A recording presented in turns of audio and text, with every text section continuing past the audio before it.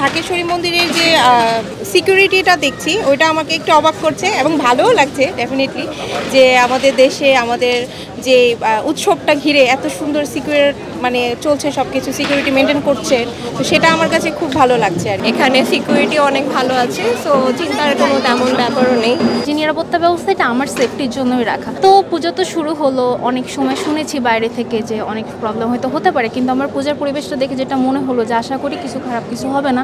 আমার মায়ের কাছে একটাই চাওয়া যে দেশের মানুষ হিসেবে সবাই যাতে একসাথে থাকতে পারি, আমার প্রজন্ম পরের প্রজন্ম সবাই যাতে আমরা মিলেমিশে ভালোভাবে দেশে থাকতে পারি। এই যে পুজোর যে একটা আনন্দ, পুজোর যে একটা উত্তেজনা, পুজোর জন্য যে অপেক্ষা করা, সব মিলিয়ে অনেক ভালো লাগে। আর পূজার সময় ঘুরবো পরিবারের সাথে, একটা ব্যস্ততার মধ্যে থেকে সময় বের করবো, একটা ছুটি পাবো, এটাই আমাদের জন্য অনেক কিছু। প্রত্যেকটা মেয়ের মধ্যেই দুর্গা অবস্থান করছে, সো যখনই কোনো বিপদ বা কোনো কিছু আসবে অবশ্যই প্রত্যেকটা মেয়েরই উচিত যে মা দুর্গার মতো হচ্ছে যে শক্তিটা আমাদের প্রত্যেকটা মেয়ের মধ্যে আছে ওটা দেখানো।